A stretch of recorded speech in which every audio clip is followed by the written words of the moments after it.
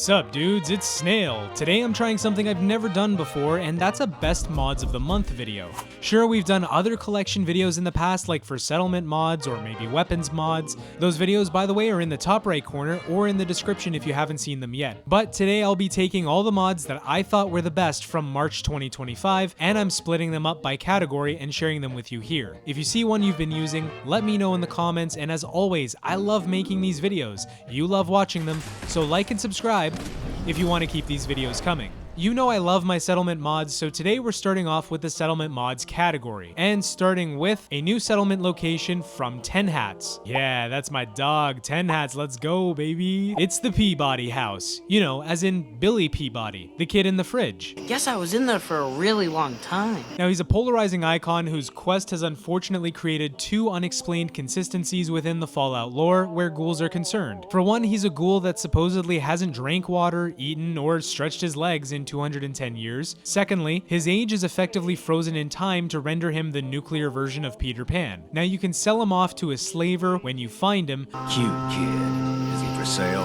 And I certainly wouldn't fault you for exercising the one time that Fallout 4 allows you to be evil. But if you decide to ventilate Bullet instead and reunite Billy with his parents, then this mod rewards you by giving you access to the workshop at the Peabody house. Now you can build anywhere within a large settlement of the surrounding swampland, and the settlement even includes verticality with a few broken overpasses in the mix. Now I didn't really play with the settlement mod too much, but in true 10 Hats fashion, the family's house is fully repairable, so little Billy doesn't have to get rained on while he sleeps anymore, and the smell of death from my weekly massacres of the nearby gunners doesn't alarm the Peabodys so much. This is a great settlement mod with a lot of building area and a good location. But the worst part of building settlements is putting a bunch of stuff down and then waiting for settlers to file in. If you agree, you're gonna love this next mod, because it's gonna solve that issue by giving us automatically assigned settlers at the push of a button. This is Settlement Populator, and it's my new favorite way to speedrun the settlement building process. This is probably best for folks who are using settlement blueprints or some other sort of quick building mechanic, but it's also great if you just don't want to wait for people to file in from your radio broadcast. To use the mod, you just have to craft the holotape at any chem bench, take it with you to the settlement of your choice, and start building. Make sure to build all of your scavenging stations, trading stalls, sow all your plants, basically anything you could assign a settler to that you want to build, make sure you build those. Next, open the holotape on your Pip-Boy, select from any of the options that are available, and when you're ready, hit spawn. There you have it, settlers in a can, and they are automatically assigned from the moment they appear. This is a fast way to fill your settlements, and it's likely this is making it into several of my future settlement mod videos. If you haven't seen any of my settlement mod videos, by the way, you should. Go ahead and check the description for the playlist or click the annotation in the top right. Other than Settlement Populator and Peabody House, March was a light month for settlement mods, but I should stress, even if there wasn't a high volume, that doesn't mean there wasn't quality to be found. With settlement mods out of the way, let's move on to the combat and weapons category. And first up is a new version of an already beloved classic. I'm talking about MAIM Redux. MAIM Redux is a reiteration of the classic MAIM experience. Now what does MAIM do, you might ask? MAIM does to combat what survival mode does to the rest of the game's mechanics. It makes combat far deadlier, introduces debilitating new injuries, and diversifies the medicine pool to deal with those injuries as well. In short, MAIM forces you to engage combat carefully instead of just standing there and tanking bullets from all the nearby raiders. Hell, even turrets are far more deadlier when you have MAIM installed.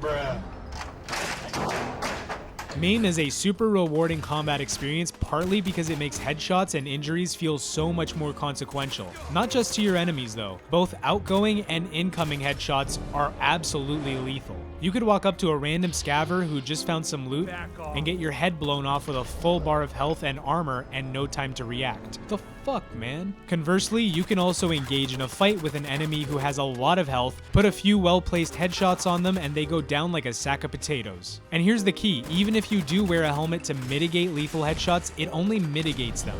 Headshots can still do a lot of damage, if not kill you outright. And on top of that, you still need to worry about the various status effects and whether you have the items to cure them when you're out in the Commonwealth. Honestly, this mod is much better experienced than explained, so just go ahead and try it out if you're unsure. You'll definitely thank me later. I could make an entire video about just this one mod, but that isn't why you're here. If you want that, get this video to 300 likes and I'll make a video all about MAIM just for you.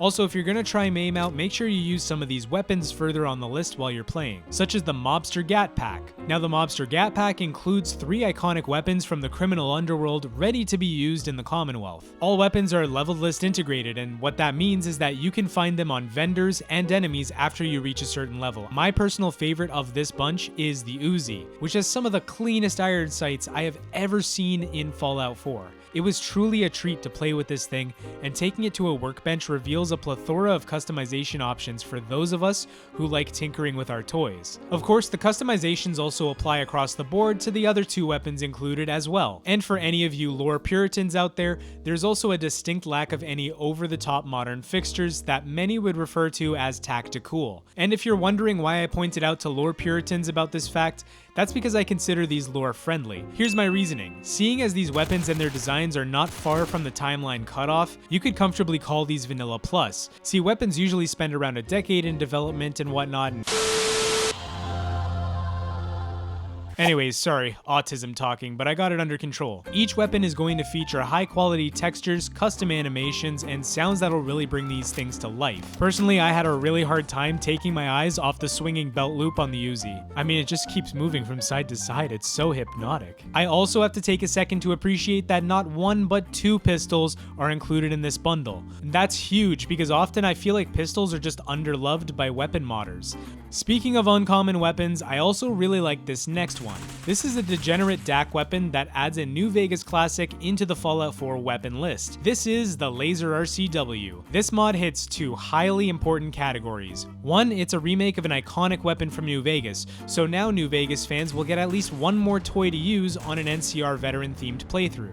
2, it's a laser weapon, which is super important because just like I said pistols were underloved, laser weapons are even less so. Featuring all the fixings that you'd expect from a degenerate DAC release, you can build the gun into any number of configurations you'd like at a weapons workbench, then you can take it out shooting. Just don't forget to wear your NCR best when you leave the settlement. But if you don't have Ranger armor to wear yet, then we have just the thing for you. This is a high quality NCR Ranger armor set, and you could totally mistake this for having been shipped straight from Shady Sands. The material is beautifully modeled and textured to bring out the right amount of wear and tear to the uniform. It's a faithful HD recreation of the same armor set from New Vegas. In order to get this outfit, all you have to do is go to any chem bench and craft the outfit. Something I really liked about this outfit was that the headlamp on the helmet is actually functional. When you turn your flashlight on while wearing it, instead of the green floodlight, you get an orange spotlight, and that seems perfectly in theme with the rest of the outfit. While the armor boasts really high damages that you would expect from Ranger armor, I will say, even with the armor on and the helmet included, MAIM's damage rebalances were still thoroughly kicking my ass. This meant I had to be really careful when navigating around downtown Boston, where danger could be around any corner. So in response to this, I downloaded the high quality Pip-Boy map, and I started surveying the terrain just to chart a course around the city from point to point. This Pip-Boy map is a huge upgrade from the vanilla map. It shows you the map in 4K and details every building in and around the area. And this is important because the terrain in Fallout 4 is consequential to your gameplay. The map also includes boundary changes made to reflect the true boundary of the glowing sea and the Nuka-Cola monorail station. Now this mod is probably perfect for graphics enthusiasts who download high resolution textures and all that other sort of stuff, so if that's you, this map fills the role very well. Now if I needed a PC to fill that role, I'd go with an Apex gaming PC for sure. There's the bronze and streamer models, but I'll get the streamer plus model in this case, which by the way comes standard with a Ryzen 5 7600X, 32GB of DDR5 RAM, holy shit that's fast as fuck, and an RX 7700 XT to create the perfect mid-level PC for me to play a 10-year-old game on. I'm bad though, broke as dirt by the way,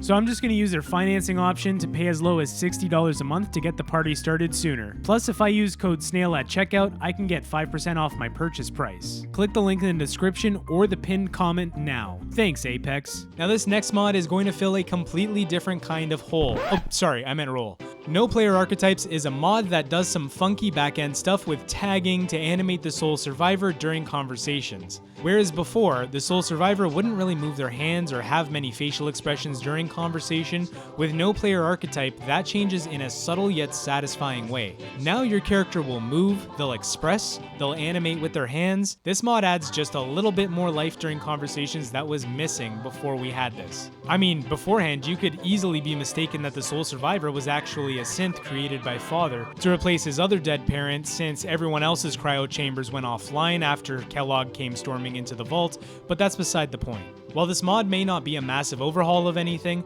and it doesn't really add a new shiny to the game for us to play with, that's okay. Sometimes great mods are the ones that are subtle yet rich, and this mod definitely slots into both those descriptors really well. It can go a long way for the observant players who are mired deep into a modded playthrough, and the most observant of you might notice that the area you're looking at right now on screen looks a lot like the entrance to Vault 111. Have a cookie, you fat bastard, because you're correct. This is a complete overhaul of the exterior of Vault 111, which again plants itself firmly under fidelity and immersion improvement. See, in the pre-war sequence, there was a lot of people outside Vault 111 begging to be let in. All these people up against the chain link fence going, please, please let me in, oh my god. And there's even a couple on the way up to the fence who are fighting over some luggage and whatnot, as well as a bunch of military guys who are not in power armor when the bombs drop. Now if you look hard enough, you can spot their skeletons all over the place, immortalized around the vault in the last moments before the bombs. As for all the post-war structures and tents, it's safe to say that entry to an underground shelter would have still been an attractive concept to the initial survivors of the Great War, so all the camping and defensive structures make a lot more sense than a completely empty space devoid of any activity.